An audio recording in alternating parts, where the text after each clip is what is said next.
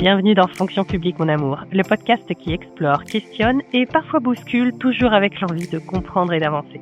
Je suis Linda et chaque semaine, je vous propose des conversations sans détour avec ceux qui font bouger les lignes, innovent et croient en une fonction publique d'avenir. Parce que le changement commence par une idée et chaque idée a de la valeur.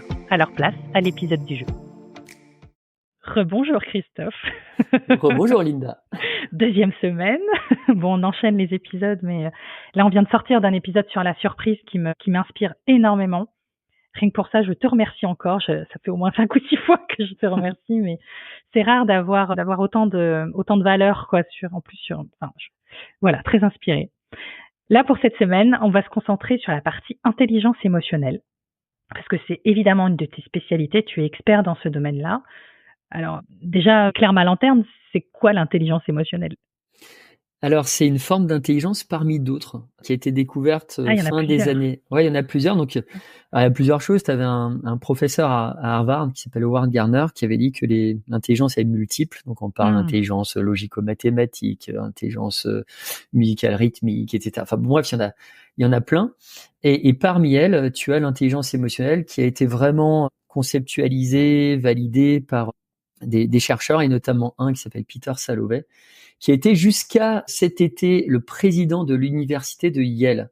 Tu donnes pas les manettes d'un joujou académique si puissant, notamment en recherche en psychologie, à quelqu'un qui a pas juste révolutionné son champ. Peter Salovey, il a révolutionné son champ, ils ont conceptualisé, alors que c'était très compliqué au début. Tu avais des dogmes sur l'intelligence, il y avait des vraies barrières, et si tu veux, même leur papier fondateur, il a essuyé plein de rejets, il se faisait rejeter de plein de revues, c'est un peu comme J.K. Rowling, quoi. Ouais. À un moment, avec son Harry Potter, t'envoies et tu te fais rejeter de toutes les maisons d'édition parce que c'est nouveau, ça peut être brutal par rapport à nos croyances, par rapport à l'imaginaire partagé. Et donc, c'est, voilà, un grand mérite à lui d'avoir cassé ces codes-là. Effectivement, depuis, de l'eau a coulé sous les ponts. Il y a eu plein de découvertes en neurosciences sociales, plein d'études en laboratoire, plein d'études empiriques, etc., qui ont démontré la réalité de cette forme d'intelligence et surtout le bien fondé et l'utilité fondamentale de cette intelligence. C'est-à-dire qu'aujourd'hui, cette intelligence, je vais te la définir dans quelques instants, mais je vais commencer par les bénéfices. Quand tu développes cette forme d'intelligence-là, tu sécrètes moins de cortisol, l'hormone de stress, en situation stressante. Donc, tu régules plus facilement ton stress. D'accord. Donc, tout ce que je vais te dire là, c'est des résultats de recherche académique. Tu prends de meilleures décisions, notamment dans des situations complexes et à enjeu. Tu augmentes la qualité de la relation à l'autre, que l'autre soit ton collaborateur, ton hiérarchique, ton enfant, petits-enfants, ton partenaire ou ta partenaire, tes amis, etc. Tu es moins addict à certaines substances du type alcool, drogue dure. Tu es en meilleure santé psychique, physique. Tu as un meilleur sommeil. Tu expérimentes moins de troubles psychosomatiques, troubles alimentaires, troubles digestifs, troubles de la concentration, troubles de l'attention. Tu as 3 fois moins de chances de tomber en burn-out. Tu es moins sujet au bore-out. Tu es moins sujet à des phases dépressives. Bon, je m'arrête là parce que ça va paraître suspect. Mais en réalité, tous ces bénéfices-là, effectivement, lorsque tu décides de développer, parce qu'on peut développer cette forme d'intelligence, des plus grandes découvertes en neurosciences sociales, elle a un nom, ça s'appelle la plasticité cérébrale. Okay. Et il se trouve que c'est quoi? Donc c'est la capacité du cerveau à n'importe quel âge, genre avant neurodégénérescence, de produire de nouveaux neurones, de renforcer des circuits neuronaux, et donc par voie de conséquence de développer des compétences. Parce que l'intelligence émotionnelle, c'est une compétence. On peut la développer avec le temps, contrairement à la personnalité. Les traits de personnalité, au début du stade adulte, ta personnalité, elle est arrêtée. Si tu fais un test de personnalité à 23, 24, 25 ans, t'en refais un à 35, à 45, à 55 ans, ça va pas bouger beaucoup. D'autant plus que on sait aujourd'hui que 60 à 80% de tes traits de personnalité, esprit consciencieux, introversion, extraversion, etc. Bon, bref, sont hérités. Donc, si tu as une personnalité qui est toute pourrie, il reste plus qu'à faire un procès à tes parents ou à tes grands-parents. Bref, ça en met de côté. L'intelligence analytique, académique, mesurée à travers le quotient intellectuel, pareil, à la fin de ton cursus scolaire, en règle générale, ça va plus beaucoup bouger. D'accord. C'est plutôt arrêté. Donc, généralement, 25 ans, allez, t'en refais un à 35, 45, 55 ans. L'écart type, il va pas être extraordinaire. L'intelligence émotionnelle, il y a un vrai message d'espoir. On peut développer ça à tout âge. Alors, qu'est-ce que l'intelligence émotionnelle? Je réponds enfin à ta question. Donc, c'est une forme d'intelligence qui te permet de raisonner à partir des émotions. Les émotions, ce sont des informations. C'est un peu comme un panneau signalétique que tu as au bord d'une route et qui te dit, attention, dans 50 mètres, il y a un virage dangereux. Ben là, tu as deux catégories d'individus. Tu as ceux qui voient pas ce panneau déjà, ils sont pas capables de le voir parce que soit ils roulent trop vite, soit parce qu'ils sont, voilà, tu vois, ils ont une attention qui est redirigée vers autre chose. Et puis, tu as des gens qui, malgré le fait d'avoir vu ce panneau signalétique, vont rien modifier dans leur comportement. Donc, ils vont continuer à être, tu vois, pied au plancher, appuyer sur le champignon. Bah, ces personnes-là, donc c'est une image, hein, augmente la probabilité de percuter la rambarde plus loin et finalement de se retrouver en danger d'un point de vue psychique et même physique, parce que les émotions, lorsque tu ne les prends pas en compte, lorsque tu as des émotions élémentaires, parce que ce sont des messagers, ce sont des postiers en fait, des facteurs qui sont là pour te dire il se passe un truc dans ton environnement, considère cette chose-là, modifie quelque chose dans ton comportement pour maintenir ton niveau de bien-être. Donc là, tu as des personnes, quand elles ne tiennent pas compte, quand elles n'intègrent pas dans leur pensée ces informations-là, elles se mettent en danger. Donc l'intelligence émotionnelle, c'est la capacité à non seulement capturer l'information, comprendre pourquoi cette information, elle vient en toi ou chez les autres, quels sont les bénéfices et les inconvénients à ressentir tel ou tel type d'émotion, à comprendre donc des logiques émotionnelles pour derrière produire un comportement qui te permette de t'adapter à la situation. Cette intelligence-là, on pourrait la comparer, moi je parle souvent d'intelligence darwinienne, c'est l'intelligence de l'adaptation. Oui. Une intelligence presque situationnelle et je la compare souvent à un GPS intérieur, c'est un Waze psychique. Waze, c'est plutôt fiable dans la voiture. Et ça fonctionne d'ailleurs pareillement. Waze, comment ça fonctionne? C'est des données entrantes des utilisateurs en temps réel qui te disent attention, là il y a un animal mort, là il y a des travaux, etc. Tout ça est remonté dans l'algorithme qui va recalculer ton itinéraire pour t'amener à bon port. L'intelligence émotionnelle, c'est la même chose. En quelques millièmes de seconde, il y a des informations entrantes. Elle va recalculer finalement ton mode de pensée pour produire un comportement qui te permette de t'adapter. Et on sait aujourd'hui chronométrer le temps qu'il faut au cerveau humain pour traiter une information émotionnelle. Donc on est dans l'ordre de quelques centaines de millièmes de seconde pour vraiment de la capture de l'information émotionnelle jusqu'à son traitement et jusqu'au choix, à la décision que tu prends. On sait aujourd'hui tracer ça grâce à l'imagerie médicale, grâce à des outils de mesure aussi neurologiques. On est capable de retranscrire ça sur des écrans d'ordinateur en direct live et de suivre le parcours d'une émotion dans notre cerveau. Alors là, c'est fascinant. On peut carrément suivre le parcours de l'émotion. On peut non seulement le suivre, mais on peut aujourd'hui aussi mesurer l'intelligence émotionnelle. C'est-à-dire que nous, aujourd'hui, on a tout un tas, que ce soit des entreprises privées, que ce soit des organismes publics qui font appel à nous pour, par exemple, former leurs managers ou leurs collaborateurs. Le point de départ, c'est déjà connaître le profil émotionnel des individus. Là, on a mis en place un test et je t'en parle parce que on est vraiment heureux de l'avoir fait parce que c'est un travail qui est de longue haleine. Quand on crée ce type de test, des tests d'intelligence, dits de performance, donc c'est des outils plutôt objectifs. C'est comme quand tu vas chez le psy faire un test de quotient intellectuel, un test de Wechsler ou les matrices de Raven. Tu sais ou tu sais pas. T'as la bonne réponse ou tu l'as pas, t'as compris la logique ou pas. C'est pas des tests auto-évaluatifs, tu vois, où il y a une affirmation qui est faite de toi, sur une échelle de 1 à 5. Bon, là, tout le monde peut tricher, tout le monde peut se montrer plus beau d'un point de vue intelligence émotionnelle qu'il ne l'est en réalité. Et on cède souvent au doux champ de la désirabilité sociale. Quand tu as des tests objectifs comme ceux qu'on a créés, c'est, tu es en situation où tu as une logique, tu dois trouver la bonne réponse, celle qui a été jugée bonne, par des travaux en neurosciences, en psychologie cognitive, différentielle, etc. Et donc là, on peut aujourd'hui mesurer son QE, son quotient émotionnel, qui est la mesure métrique de l'intelligence émotionnelle, comme le QI est la mesure métrique de l'intelligence académique ou l'intelligence analytique, et avoir, donc nous on a créé 2 tests comme ça, un pour les managers qui s'appelle le QE Pro, pour professionnels, et l'autre c'est le QEG, pour généraliste. Donc il y en a un qui s'adresse aux managers, aux dirigeants, aux hiérarchiques, et l'autre qui s'adresse à tous les non-managers, non-dirigeants. mais adultes, à partir de 18 ans. Et ces tests-là, en 25 minutes, tu les passes. C'est assez surprenant à passer. Ils sont payants comme tous les tests sérieux. On a quand même mis des années à le développer.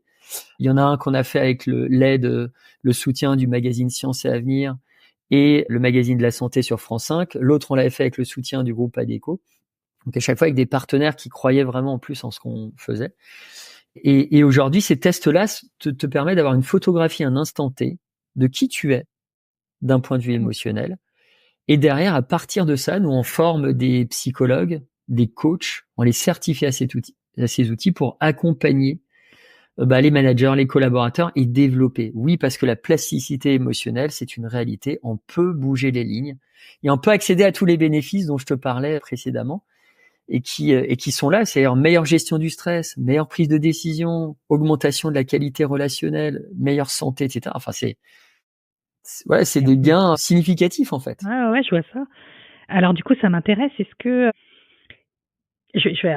pardon, je regarde le verre à moitié vide. Est-ce qu'il y a la plus grosse erreur ou les erreurs que tu vois souvent dans le cadre, là je reste vraiment dans le cadre pro, mais est-ce que tu as vu une erreur revenir souvent du côté manager en termes d'intelligence émotionnelle, j'entends toujours. Alors souvent, t'as des managers par exemple qui se pensent émotionnellement intelligents. Alors moi, le premier conseil que je l'ai à leur donner, parce que souvent tu arrives à intuiter si la personne est dans ce registre ou pas, passer le test. Déjà, vous allez avoir une mesure objective. Alors, des fois, il y en a qui sont un peu déçus parce que le score, il est un peu moins élevé, etc., que ce qu'ils pensaient. En revanche, quand tu fais un travail de fond, ils vont dire, oui, effectivement, j'ai quand même des carences ici et là. Il y a quand même des dimensions qu'il faut absolument que je renforce. Donc, moi, je pense que la première des choses, déjà, c'est d'amener ces personnes à un moment à passer le test pour derrière se dire, effectivement, est-ce que je le suis ou je le suis pas? Quelle est la part de travail que j'ai à faire, etc. Donc ça, c'est quelque chose qui est important. Et après, quelque part, c'est les personnes qui surjouent leur gamme émotionnelle.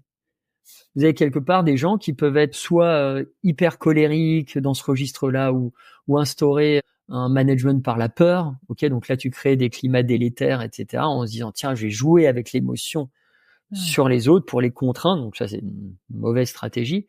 Et tu as de l'autre côté des personnes qui font un excès de zèle et qui vont être dans un positivisme exacerbé, alors que la situation est quand même critique et qu'à ce moment-là, il faut peut-être quand même peser le pour et le contre. On se rend compte d'ailleurs que les individus émotionnellement intelligents, ils sont lucides en réalité sur la situation. Et eux accueillent aussi bien les émotions déplaisantes que plaisantes, parce que l'émotion soit déplaisante ou plaisante, elle a une fonctionnalité, elle joue son rôle de panneau signalétique. Par exemple, une colère, se mettre en colère, ça peut être sain à un moment quand on veut te piquer ta propriété intellectuelle. Ça peut être par exemple dans un état émotionnel déplaisant pendant que tu fais un brainstorming flash, donc de 2 heures où tu dois absolument produire plein d'idées et espérer que dans ces idées-là, il y en a une qui revisite l'existant. Eh bien, contrairement à ce qu'on croit, faut pas être dans un état émotionnel super plaisant. C'est pas je vais bien, tout va bien, un truc exacerbé. Non, plutôt expérimenter quelque chose de déplaisant. Et là, ça favorise cette production d'idées nouvelles. Et je te donne un dernier point si on a encore 2 minutes. Vas-y, je prends. Mais il y a un type qui a un quotient émotionnel très élevé que j'ai eu la chance de rencontrer, qui s'appelle Captain Hawk et qui est une superstar aux États-Unis. Donc c'est un ancien béret vert, ancien des membres des forces spéciales, qui parle 7-8 langues, qui est ceinture noire d'aïkido, de plein d'arts martiaux et aussi ceinture noire d'intelligence émotionnelle. Et il se trouve qu'il m'a raconté cette anecdote. Et je voulais te la partager. Donc, ils étaient une nuit en mission et ils devaient repérer un camp de base, territoire ennemi. Et donc, pour ce faire, ils avaient besoin de survoler ce territoire ennemi. Et donc, ils avaient confisqué, alors, ça commence déjà de manière assez bizarre, ils avaient confisqué le jet privé d'un baron de la drogue. Donc, c'était un bimoteur avec toutes ses cargaisons à l'intérieur. Et donc, ils survolent le territoire ennemi, sauf qu'à un moment, il y a une panne sur un des 2 moteurs. Donc là, le pilote chevronné sait faire, ok, il sait encore piloter l'engin. Sauf que quelques secondes plus tard, deuxième panne moteur. Alors là, ils ont beau être super entraînés, c'est panic room. Donc là, la peur, très, très contagieuse, se répand un peu partout. Et à un moment, Captain Hawk, il a cette lucidité-là, il se met, dans ce moment critique, à pratiquer l'autodérision. Il se moque d'eux-mêmes. Il dit, mais vous imaginez les gros titres dans les journaux le lendemain, la crème de la crème des forces spéciales américaines se crache à l'intérieur d'un jet privé d'un baron de la drogue. Tout ça finit dans un nuage de cocaïne. La honte absolue, hein, ils n'ont pas envie d'avoir ça inscrit dans leur bio. Et donc là, autant la peur est contagieuse, autant le rire l'est aussi. Donc tout le monde se met à se marrer. Et là, le pilote qui était pas bien, qui avait perdu 15 centimètres de hauteur, parce qu'il était tout rabougri comme ça dans son siège plié en 18, eh bien se met à se redresser, récupère ces 15 centimètres qu'il avait perdus. Et là, il a un espèce de requin, un tilt. Et 3 kilomètres auparavant, il avait survolé un espace sur lequel, potentiellement, il pourrait atterrir sans se faire canarder par les forces ennemies. Donc, il décide, en jouant sur l'inertie de l'avion, de prendre le vent de face, puis de planer sur des courants ascendants, descendants. Il parvient à atterrir. Waouh. Et il finit sain et sauf. Les individus émotionnellement intelligents pratiquent l'autodérision. L'enjeu ne doit pas tuer le jeu. Et quand ils font ça, eh bien, dans leur cerveau, quand on pratique l'autodérision dans des situations quelque part critiques, il y a plein de situations critiques qu'on vit au travail qui sont déplaisantes, etc. Mais quand on arrive à en rire, à en plaisanter, eh bien, ça va activer des zones du cerveau qui vont vous permettre de produire des idées non seulement créatives, mais en plus adaptatives. Ça va déclencher une pompe à endorphine qui va faire que vous allez vous sentir physiquement et psychiquement suffisamment costaud pour affronter la situation. Et votre cerveau va switcher, va basculer en mode pensée latérale. Et cette pensée latérale, elle part du principe que c'est pas parce que le problème qui s'impose à nous semble très sérieux qu'il faut nécessairement le traiter de manière sérieuse pour pouvoir le résoudre. On sait aujourd'hui que ce type de problème-là, si vous essayez de le résoudre de manière ludique, récréative, vous augmentez vos chances d'apporter une solution au problème. Les individus émotionnellement intelligents, ils sont capables de ça aussi. Je trouve ça extraordinaire. Ça me rassure de me dire, et c'est encore possible, si on n'est pas émotionnellement intelligent, on peut le devenir, c'est une compétence qui se travaille. Encore faut-il avoir... Linda, juste, il y a un chiffre qui est extraordinaire, c'est-à-dire si tu augmentais de 10% les scores de QE au niveau national, donc ça implique dès le plus jeune âge, développer les compétences émotionnelles de nos gamins. C'est ce que font pas mal d'écoles aux États-Unis notamment, sous l'impulsion de l'université de Yale, de Lady Gaga et de sa maman. Voilà, ça, on pourra faire tout un passage là-dessus. Bref, qui sont porte-drapeau de ça. Eh bien, si tu augmentes de 10% les scores de QE au niveau national, tu réduirais, c'est le résultat d'une recherche avec docteur en psycho et un économiste célèbre, tu réduirais de 10% les coûts de santé associés à des carences émotionnelles qui font qu'on consomme pas mal de boîtes d'anxiolytiques et d'antidépresseurs. Et donc, en France, on a les champions. Eh oui, utilité publique à développer son QE. Écoute, bien enregistré. Alors, je vais essayer de contacter Lady Gaga pour en savoir plus. Ça va être difficile. Et sa maman. Mais en tout cas, merci. C'est hyper intéressant. Et enfin, je retiens parmi toutes les informations que tu as données que c'est une compétence qui peut se développer. Encore faut-il avoir est-ce qu'on parle de courage? Je ne sais pas, mais voir le panneau, quoi. Je retiens qu'il faut pas se dire que le panneau n'existe pas. Il est là et pour une bonne raison. Merci Christophe. Merci à toi. Voilà, un regard de plus sur la fonction publique d'aujourd'hui. Si cet épisode vous inspirait, alors il a rempli son rôle. Parce que ce que l'on retient et ce que l'on transmet, ça a du sens. Et ce qui a du sens a de la valeur. Partagez, abonnez-vous. Merci d'être là et on se retrouve bientôt.